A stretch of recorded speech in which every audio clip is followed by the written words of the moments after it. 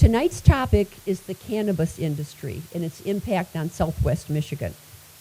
Our speaker is uniquely positioned to talk about this topic. Jennifer Rigterink is the Assistant Director of State and Federal Affairs for the Michigan Municipal League, which advocates on many issues for cities, towns, and villages throughout the state of Michigan. Jennifer has been with the Michigan Municipal League since 2016, and in her role with the league has been the point person on the cannabis issue. She has worked with many local communities, including South Haven, as they process what to do in their own municipalities. She will draw on her experience to talk with us tonight about the history of the cannabis industry, what the law says, the revenue formulas, and the current state of the industry. Ms. Rigterink's job is to work with Michigan Municipal League members, which are cities, towns, and villages, and help them decide what is best for their community. She does not advocate for any position on this issue. Prior to joining the Michigan Municipal League, Jennifer directed technical assistance for community development at the Michigan Economic Development Corporation, MEDC. She also managed the Genesee Institute, where she focused on building awareness of Michigan's land bank authority model and vacant property initiatives. She has a bachelor's degree in urban and regional planning from Michigan State University. In addition, Jennifer was recently appointed by Governor Whitmer to the Michigan State Housing Authority statewide housing partnership to develop a strategy to implement the state's first ever statewide housing plan, an issue people in our community are very interested in. So please join me tonight in welcoming our speaker, Jennifer Rigterink.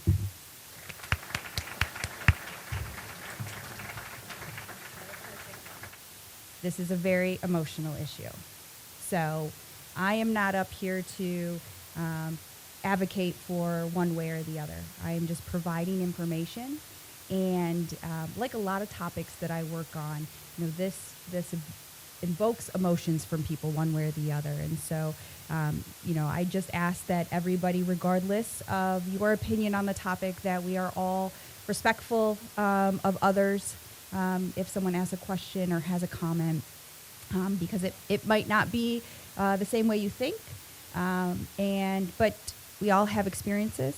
They're different, and what I experience could be different from what you experience, and so let's all just be considerate depending on how this goes. And I bring this up because I was talking in the back. I started working on this issue for the league 2016, right out the gate when I joined. And, I've spoke in municipalities across the state, and I have had times when I had to be escorted out by the police to get in my car. And, other times where, I could sneak out the back real quick.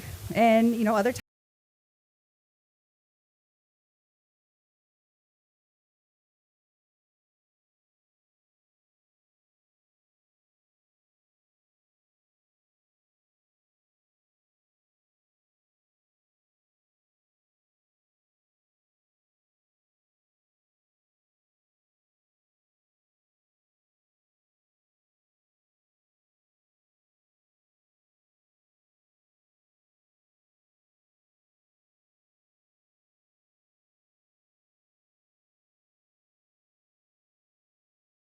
Almost 600 of our members there. We represent elected municipal officials, department heads, commissioners. So it was and really what we do at that convention is generate ideas and share and network and best practices. We believe that Michigan's communities, our cities, villages, and townships are our greatest potential for economic development. And we're a statewide association. We represent over 500. I think we're at 525 cities and villages in a few urban townships.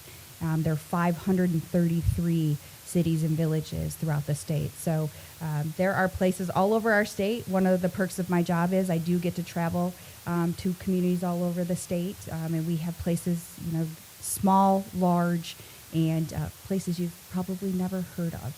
like the Village of Free Soil, that is at one time, way back when, incorporated. It was like a homeowners association that wanted to become a place. But what we mostly do is advocate, educate, and try to inspire our members. Thank you. So Cannabis in Michigan, kind of a picture of where we are. A couple of things. You will see in this slide, we talk about marijuana with a J, marijuana with an H, and then cannabis. So what's the difference? Traditionally marijuana is spelled with a J, but legally, going back to the first legislation at the federal level, marijuana is spelled with an H. So you will see in any of our acts that we have here in the state, marijuana is spelled with an H. It really doesn't mean anything differently. It's just legally how the legislative cycle has spelled it. And then cannabis. A few years ago, the state changed from the the Michigan Marijuana Regulatory Agency. I think we're on our fourth name since 2016, 2017, and we went to cannabis because the state started to regulate hemp. And you can think of hemp as kind of a cousin of marijuana. They look exactly the same. The difference is, and I learned this because when we had legislation about hemp cultivation, I had people saying this is going to be unlock Pandora's box. You can't tell the difference. Well, I had a legislator sit in a committee when he was testifying on this and said, yes, they look exactly the same, but the best thing you're going to get from smoking hemp is a bad case of diarrhea.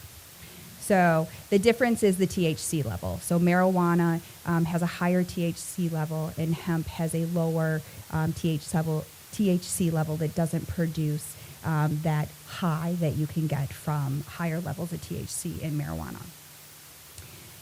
You must be 21 years or older to purchase recreational marijuana. That's where we're at right now. Residents can grow up to 12 marijuana plants in their home, their personal residence.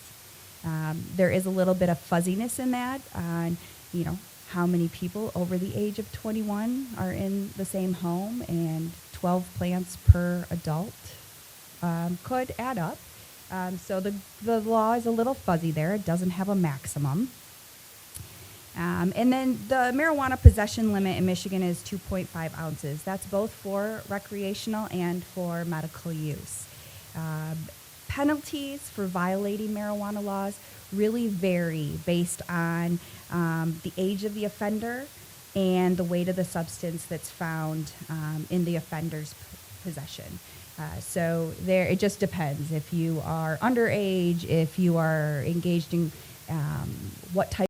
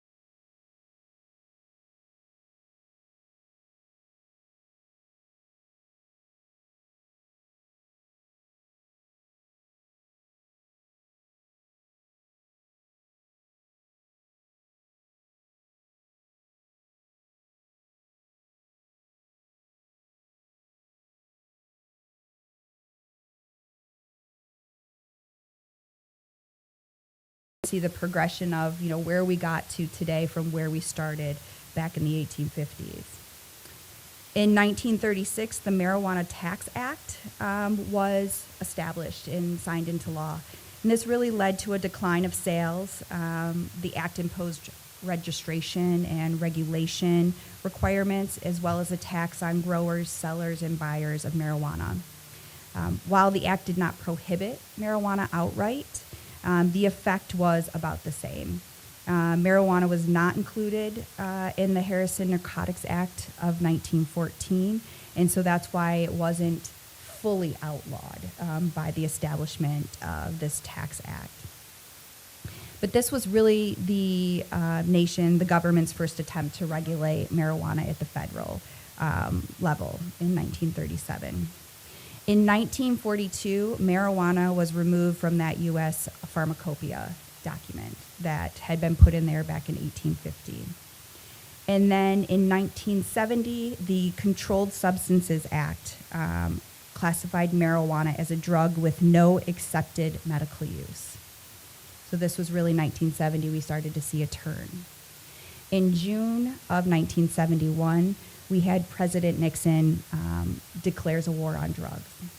And there was really, this kind of started to change. And through the 1980s and under President Reagan, we really had this amp up that lasted through the Bush era on war on drugs. Currently, there have been a number of attempts at the federal level to pass marijuana or to deregulate marijuana as a Schedule I drug. The most recent attempts is we had a couple of U.S. representatives introduce and get passed in the House the Marijuana Opportunity Reinvestment and Expungement Act in 2020 and 2022. They refer to this as the MORE Act. And what it would do is deschedule cannabis from the drug scheduling system. It would decriminalize marijuana at the federal level, and it would erase past marijuana-related convictions. It limits federal restrictions on the states that have legalized marijuana. So, I mean, right now, while Michigan has legalized cannabis, it still is illegal at the federal level. But with everything that's going on nationally, it doesn't seem like the feds are going to be coming after individual states anytime soon to push on that. And then if this act were to pass, it would introduce a 5% federal tax on all cannabis sales. So that's something that's sitting out there, hasn't passed, but there is more and more talk at the federal level to regulate cannabis and to get it, to take it off as a federal one, as a Schedule I drug. So what's our history here in Michigan? We have 3 different marijuana acts. First passed was in 2008, the Michigan Medical Marijuana Act. And this really established what we refer to as the patient and caregiver system. To back up just a little bit, in the 1950s, Michigan legislators did create several laws imposing severe penalties on possession of marijuana. Then in 1972, Ann Arbor created the first city ordinance to decriminalize small possessions of marijuana, from a 10-year jail sentence to a $5 civil infraction. So, although that ordinance was actually repealed back in 1973, it was reinstated in 1974 through a voter initiative. Because in Michigan, we do have voter referendums and initiatives where, the will of the people can be taken forward, and that's exactly what was done. So the Michigan Medical Marijuana Act in 2008, it was approved by voters on November 4th, 2008. It allowed eligible patients to carry up to 2.5 ounces of marijuana, and it established what is now referred to as the Michigan Medical Marijuana Program that the Cannabis Regulatory Agency administers. It had local options, and it allowed local options. But it really just dealt with caregivers and patients. The Medical Marijuana Facilities Licensing Act in 2016.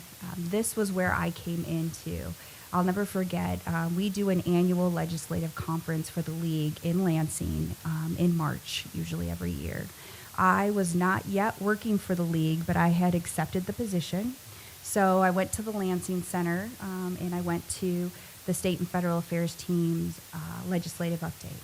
And I'm sitting in there, and they're going through legislative issues. And my colleague now, they get to this slide that says marijuana. And, the room was packed. And he said, there'll be a lot more to come on this. This young lady down here, Jen Rigterink, is going to be working with us. She's in charge of that, so you can talk to her afterwards. And I walked out of that presentation with about 25, 30 plus business cards of people that were going to be my new member, thinking, oh crap, what have I got myself into? I mean, I knew what marijuana was, but other than that, I knew nothing about it in the laws. So it was like drinking from a fire hose right from the get-go. But this was really looking at commercializing that medical marijuana, adding a structure to that so it wasn't the wild, wild west patient and caregivers. Then in 2018, we had initiated Law 1, or Proposal 1 that many of you probably voted on. That went into effect, that was passed by the voters, and that went into effect in December 2018. It was a very quick turnaround. So to dive in just a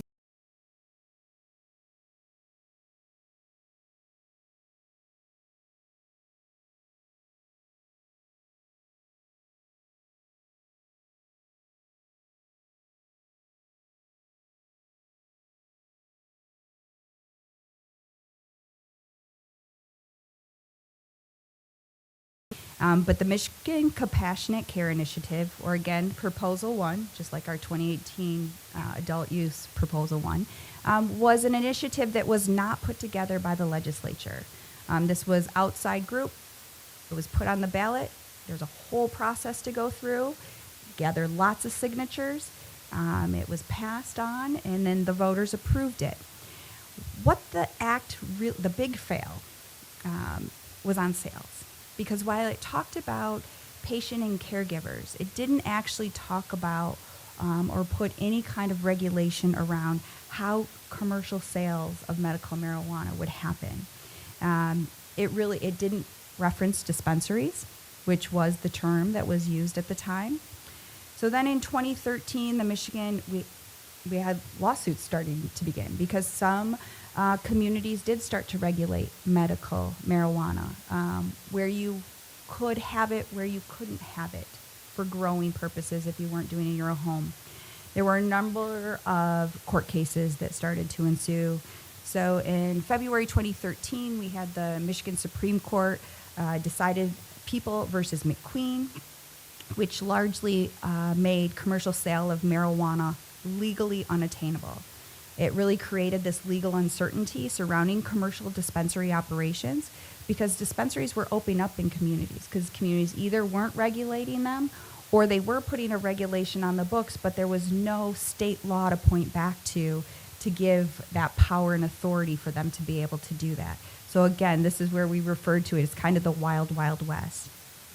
Then in February of 2014, the Michigan Supreme Court in Tierbeck versus Wyoming strikes down an ordinance prohibiting any use contrary to federal or state law as being preempted by the Michigan Medical Marijuana Act.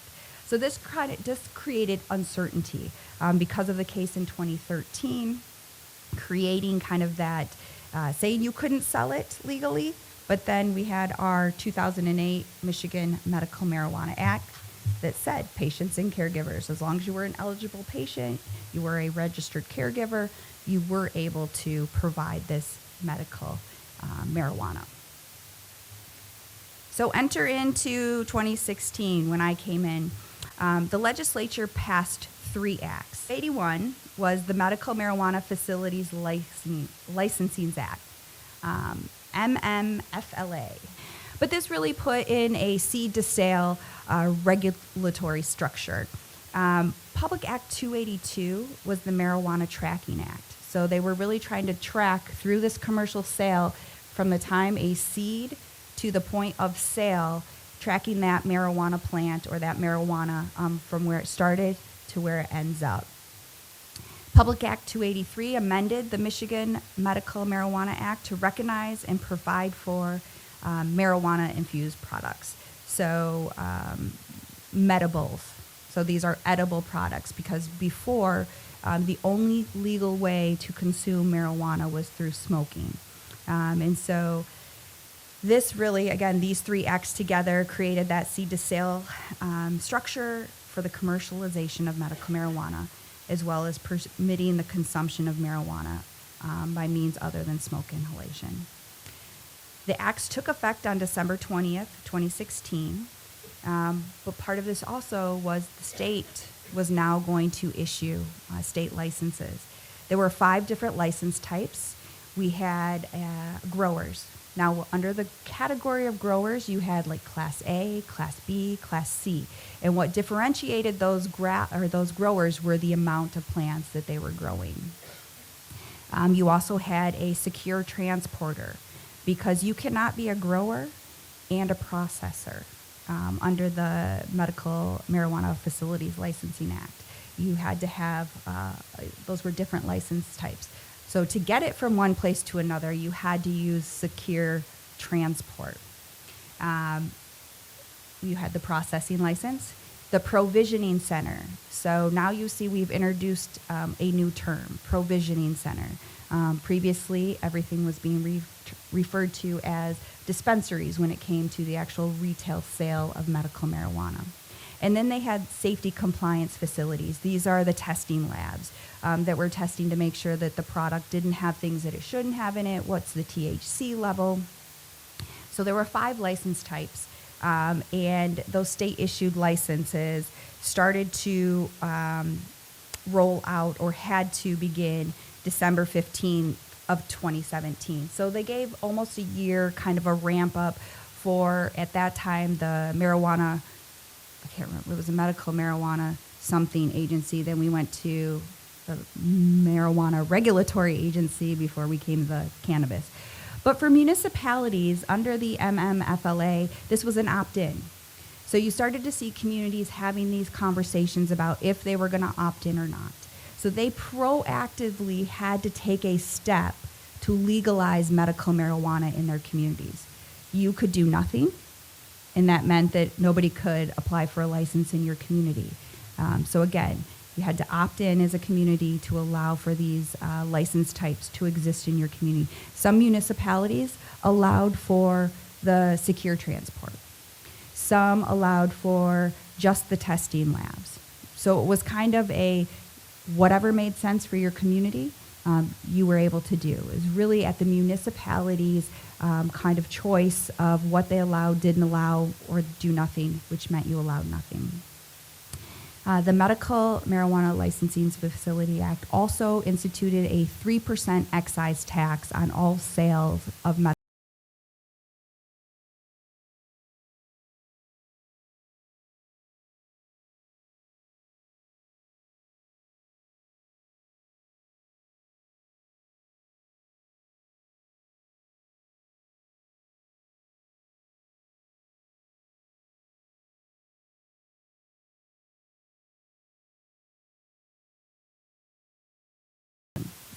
Actually, I should add. So there was this licensing board that was established. It was a 5-member board appointed by the governor, and it has been dissolved. And if any of you have been following the news, you can see what has happened. I'm not going to go into that. You can Google it, what happened to the Michigan Medical Marijuana Licensing Board and some of the folks that were appointed to that. And the chair in particular, is now headed to jail. So, you could just see this. But today, I pulled the Cannabis Regulatory Agency is required to do monthly reports. And as of September 30th of 2023, we have 172 municipalities that have opted in to the Medical Marijuana Facilities Licensing Act. This number I didn't go back and reference what the high point was, which also when talking about cannabis and marijuana, you can say things like in the weeds, high point. I'm trying to think of what some of the other ones are. And doing these presentations from the very get-go, I had to start changing some of the things I normally talked about because now they had a different meaning.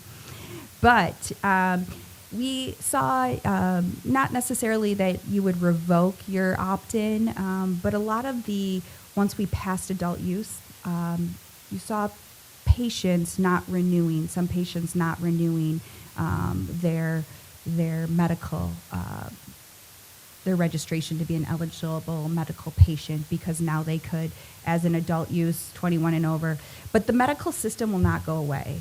The MMFLA will not go away for a number of reasons, but one mainly is you are dealing with pediatric patients that do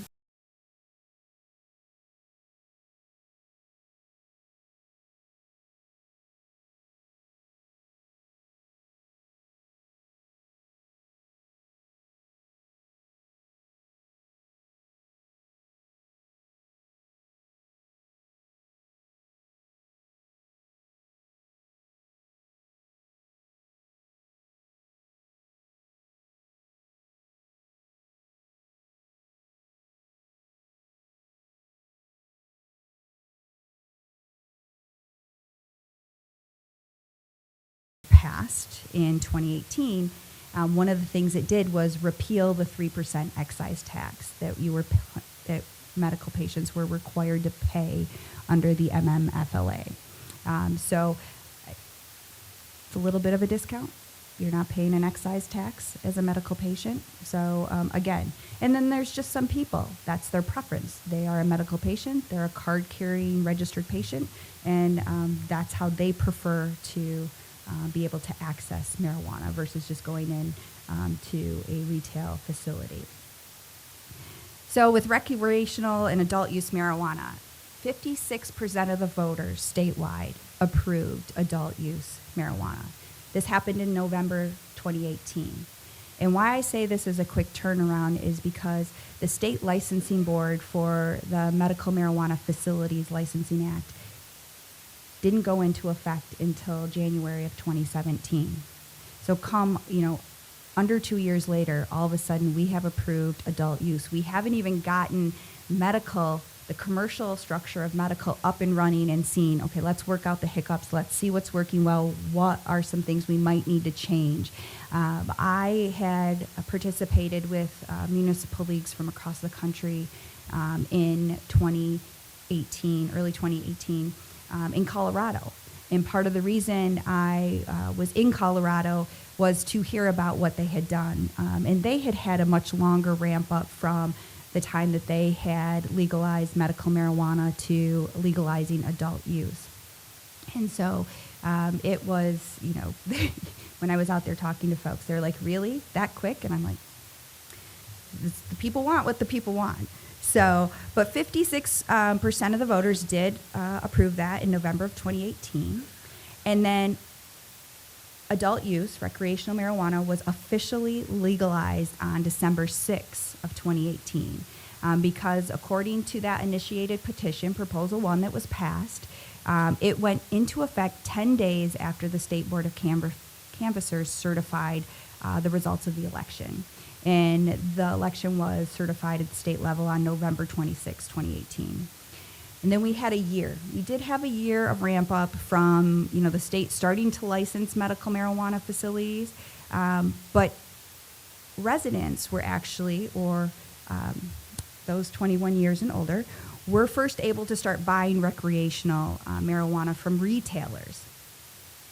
We have a new term again. Now we're talking about marijuana retailers. So we have dispensaries in one law. Well, actually, I didn't talk about dispensaries, but we have provisioning centers in one law, and now we have marijuana retailers in adult use law. So there's a lot of language when, I think it was envisioned that you take this medical commercial structure, and now you're going to layer a recreational adult use structure, and you would be able to put those two on top of each other. The problem is with the Medical Marijuana Licensing Facilities Act. Again, this was done by the legislature. This was written by policy people, by attorneys, by folks that knew how other laws interacted with these laws. When we had the adult use initiative petition, that was done by citizens, by outside groups that first and foremost wanted to legalize recreational marijuana. And I don't say this in a disrespectful manner at all, but these are not people that it is their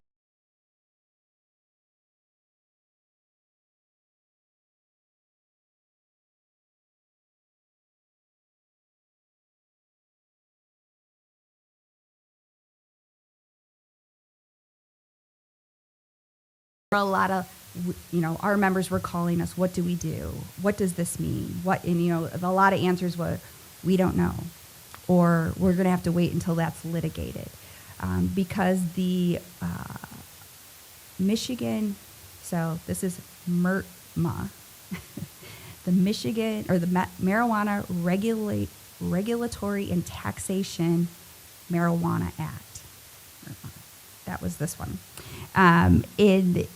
It created 6, or we actually like to say 7 license types, because one of the license types was the 7th license type, as we said in the law, was anything that the state authority, the Cannabis Regulatory Agency now, if they want to create a license through their rules and regulation process, they are able to do that.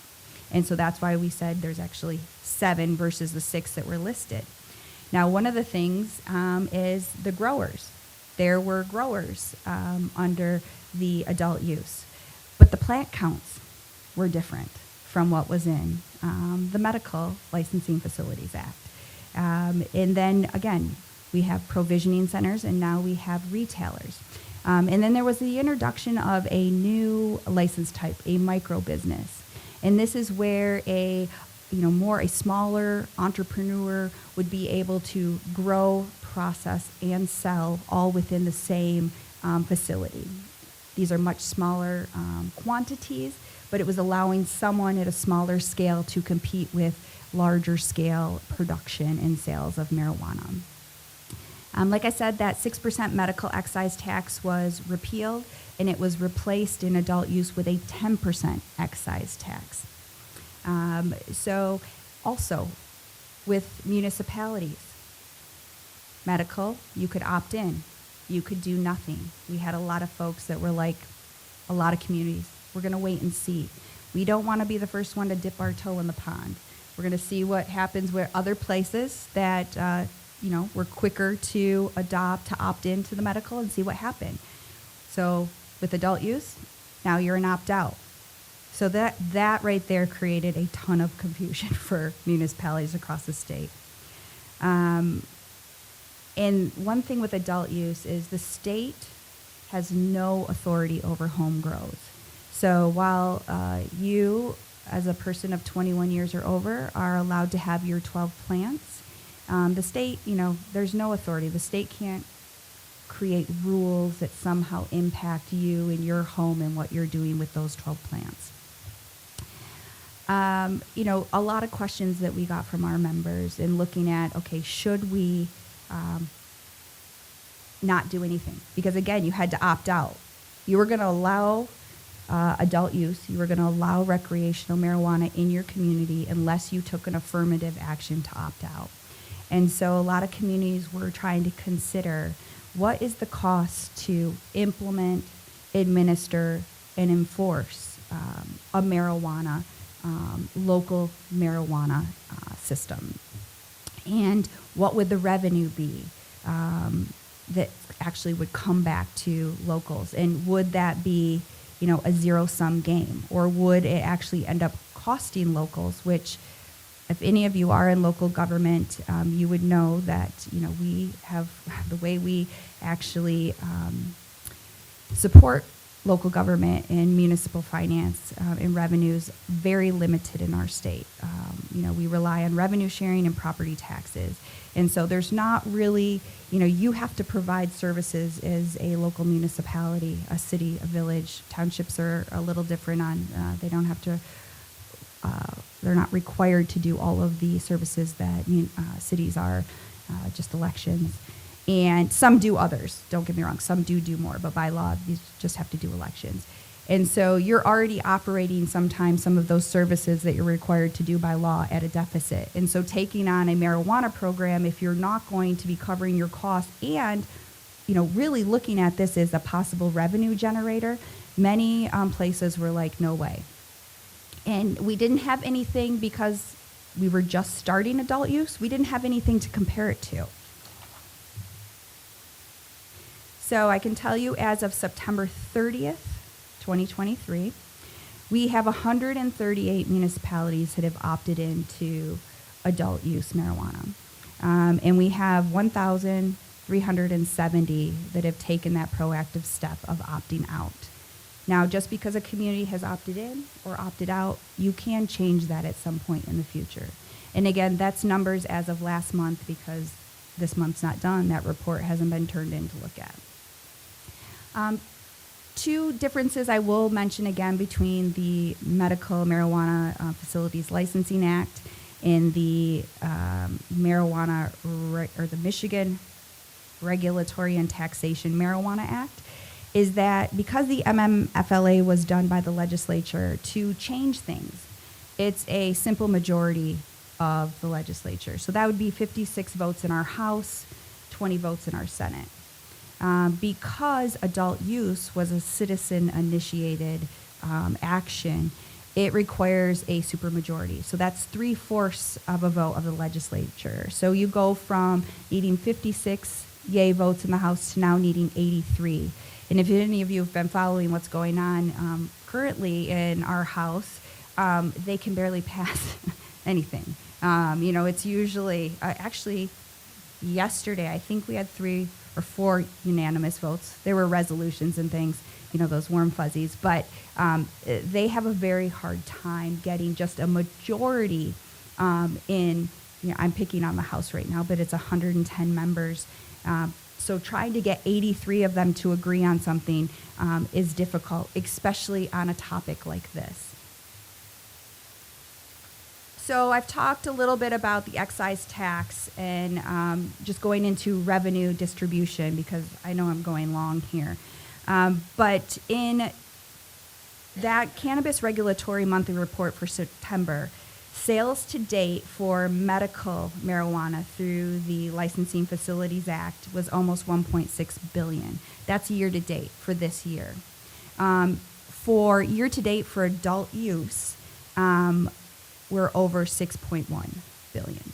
So this is a definitely revenue generating program for the state. Now, how those revenues actually, where they go and how they're distributed is a little bit different. I have numbers I'm going to show you from 2022 because their revenue to municipalities and things are distributed annually. So I don't have year to date for 2023. But within the medical or the Michigan Regulatory and Taxation Marijuana Act, revenue, like I said, is distributed annually. There are a couple of earmarked distributions that have to be fulfilled first, which that can be used to pay for the agency's operations. So the Cannabis Regulatory Agency's operations can come out of that. Now, the agency does try to cover their costs for operations through fees and application costs so that they are not pulling out of this fund. And then there was $10 million that was loaned for the startup of the program. And so $10 million has to be repaid to the general fund. And I do not know where they're at in that, if they've paid it all off or not. And then in the law, in the adult use law, it also required that $20 million per year go towards FDA-approved research. And it was a minimum of that lasting 2 years. Now, in conversations previously that I've had, with the department. It sounds like if they're able to, they would like to continue to help fund research, especially when it comes to veterans and in medical uses and things like that. So they are able to continue that. Again, mandatory for 2 years, but they're able to continue to put that towards it. And then the breakdown, 35% to the school aid fund to be used for K through 12 education, 35% to the Michigan Transportation Fund to use to repair and maintenance of the roads and bridges, 15% to municipalities in which a marijuana retail store or marijuana micro business is located. So this is allocated proportionately to the number of either retail shops or micro businesses you have in your community. So it's a proportional basis. So as you can see, as more communities either opt in, as more licenses come online, that pie starts to get split smaller and smaller. But as you can see from some of the sales totals right now, I don't think anyone is worried about not getting some revenue. The other thing I can say about this is when you're looking at the size of a community, our larger cities are going to just, be able, if they have opted in, to allow for more retailers and for more micro businesses. So they're going to get a bigger piece of that pie just because proportionally they can accommodate more licenses than a small village or small city. And then 15% goes to counties in which a marijuana retail store or marijuana business is located. And again, that's based proportionately. But really, the county's only getting that money from the communities who have opted into the adult use. So last year, for 2022, we had just under 60 million distributed to municipalities. That equaled approximately about just under 52,000 per licensed retailer or micro business. There were 160 municipalities that received a marijuana distribution payment. And at that time, there were 574 state-approved licenses. These were the most recent numbers. These payments were distributed back in February of 2023. And it's the Michigan Department of Treasury who is making those annual distributions to municipalities and counties that have adult use facilities in their jurisdiction. The payments consist of taxes and fees collected, like I said, during the state's fiscal year of 2022. So this is just a snapshot in time, again, for 2022. And more license types could have come online since these numbers from 2022. And again, the payment is proportional to the number of retailers and micro businesses licenses in municipalities. So this was the 59, almost 60 million that was distributed. And this is how it went. So cities, there were 81 with a total of 391 licenses. In villages, we have 26 throughout the state. Now again, there's 533 cities and villages in the state. So you can see, there's over 1,000 townships. So you can see these numbers are still, folks are still getting used to or having the conversation locally if they're going to do something or if they're not going to do something. And the license numbers and the amount paid. So in Van Buren County, I pulled numbers for, these are the communities as of 2022. I know there could be others that have come online since this was done for 2022, but this was the numbers for last year. And then how many license types. So Paw Paw Township has 3 licenses. And so that's where their distribution, they received just a little over $155,000 in revenue from allowing adult use. So in Van Buren County, that's 13 total licenses. So the county received $673,000, just over.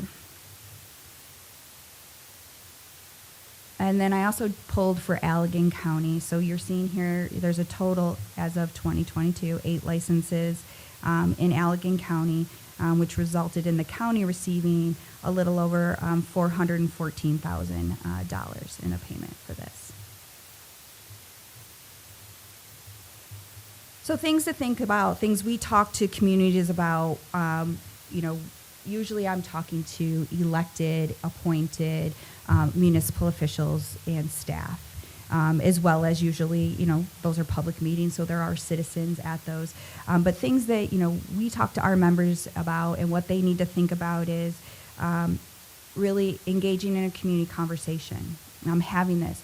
What we have seen is while 56% of the voters did vote to allow for adult use, when it came to their actual local level, when it was going to be in their communities, you weren't seeing that same overwhelming response. So people did want to have their personal liberty of being able to engage in adult use marijuana, but that didn't necessarily equate to they wanted it in their community. They wanted to see those. And so you've seen a lot of, and I say that because we've seen a lot of local referendums and citizen-initiated petitions to either allow for medical or adult use in their community. And overwhelmingly, those have failed at the local level on the ballot.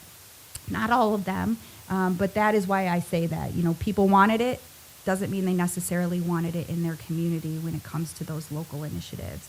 But we talk to our members about, filling a need when it comes to medical marijuana facilities. And, are you providing easier access to a medicine for people who are in chronic pain or have some kind of debilitating medical condition? Is it what the people want? And so that's kind of what I was just referring to. We have our locals look at, what was the percentage of voters in your community that did vote for Proposal 1 back in 2018. And then revenue generation. We just kind of talked about revenue as well, but thinking about it in terms of revenues because, municipalities and where they get their revenue, I could have a whole talk on just that and get on my soapbox, but really municipalities are very limited in how they can generate revenues. And so this being an option that they haven't had before to try to generate some revenue locally. And then cash business. This is still, because it is still illegal at the federal level, this is still mainly a cash business. Now we've seen more and more kind of local banks start to be able to open accounts and do things, but anyone at the who is federally insured from a financial institution is not getting involved in this, or they're definitely not out there advertising that they are banking marijuana businesses. So some other things to consider when it talks about revenue generation at the local level. We were seeing, especially in defunct business parks, industrial areas, industrial parks, where you have vacant buildings that were being put back into productive use by marijuana businesses, whether they were opening a grow operation, whether they were looking at being a processor in a lab. And these labs are very high-tech, companies and high-tech institutions. And so, these do require a lot of investment. And so people were looking at, okay, we are going to be putting some properties back on the tax roll. One issue we have started to see is that we have some growers who are challenging their tax assessments, and they are wanting to be classified as an agricultural business. Which we right now have two different court decisions where a local appeal was won, or at the local court it was upheld that no, you cannot be an ag business when they were denied, and then they ended up going to the state tax commission and winning that they could be. Now, we would want to see, because these are commercial operations, we want to see these go to the Michigan Tax Tribunal, not to the State Tax Commission. The Tax Tribunal is better equipped to handle these types of appeals. And so right now, after that first appeal was won at the State Tax Commission, there are currently now 14 other growers in the state that are looking to be reclassified as agricultural businesses instead of the commercial marijuana growers. And so that is a an issue that we're going to see here and be dealing with. We're waiting for the legislature to adjourn for this year so we can focus on that a little bit more. But that is something that's definitely going to be looked at. A couple of other things, even though we have adult use, individual employers can still have drug policies. They can still test their employees. They can still tell you you cannot have marijuana in your system. Even if you're 21 years and you legally can own it, those employer drug policies do stay in. And so just because we legalized it doesn't mean that you can't lose your job. Landlords, they are able to prohibit their renters from smoking marijuana in their dwellings, but they cannot prohibit those folks from ingesting marijuana in other forms. Other things to think about, utility needs. So these grow operations have a large energy pull. And so if this is something your community is talking about and does allow when these businesses are coming in and looking at sites, you definitely have to involve the utility companies very early on because of the large energy pull. And then there's also a ton of water that's used at these facilities, whether it is for the growing process, whether it is for the processing. And then there's the whole, there's a ton of state rules on this, but how you discard those unused parts. And if those, there's a lot of back and forth of, there's going to be dumpster divers, and with anything, there's a lot of, the world's going to end, and for the most part, a lot of those things have not come to fruition. So it's different depending on if we're talking about medical or we're talking about adult use. So under medical, municipality has to opt in to allow for medical marijuana licenses. And they can pick and choose which licenses out of the 5 you can allow just retail or just processors. You can limit the number of licenses. Now under adult use, you have to opt out. So you allow adult use unless your community takes that affirmative action to opt out. So this is why it's confusing, because we have 2 different laws that say 2 different things. And then within those licenses, you can say how many, but it's fuzzy on if you can, it's a little fuzzier about the, you can pick and choose. So either you allow all of them and you limit the number, or you don't allow any. So it depends on not knowing those villages or those communities. I don't know if they opted in, opted out. So I don't know if they're doing medical or adult. I will tell you, when you see people doing things, a lot of municipalities taking on this now, they're opting into adult use. We have communities, I was just working with the city of Lapeer. They allow both, but they require you co-locate. So that if you have a medical license, or to have an adult use license, you already had to have a statewide medical license, and they require co-location of those 2. Now, co-location sounds good, but it's 2 different tracking systems, it's 2 different seed to sales. So for the actual licensee, you're putting a little bit more on them by requiring them to co-locate. And I don't know if they go so far as like, this store is for adult use, this store is for recreational, but you're dealing with a system that the seed to sale, you're tracking it a little bit differently, just because of, again, medical doesn't have an excise tax, adult use does have an excise tax. I mean, we encourage municipalities to have a community conversation. If citizens or, interested licensees are coming to a municipality asking to allow this, that first and foremost they need to have an open dialogue and community conversation, hearing from all different stakeholders' perspectives on that. Ultimately, your municipal governing body, whether that's a city council or commission or township board, would ultimately be voting that into or not allowing it. So sales to date for this year are almost 1.6 billion for medical. And then for adult use, we're just over 6 billion. That's as of September 30th. 2023. That's total sales for each system. So the medical piece is still for pediatric patients because we have patients that are under the age of 21 that are using this for medical reasons. And then you also have, you don't pay an excise tax. So adult use, you're paying a 10% excise tax. If you're an eligible patient under the Medical Licensing Facilities Act, you don't pay an excise tax. And again, we do have patients that are under 21, so you still need a medical system. So if the municipality is a member of the Michigan Municipal League, we also have a counterpart, the Michigan Township Association, that would be a resource for their members, their township members, if they're not a member of the league. What we would provide is what the law says and the differences between the laws, things to think about.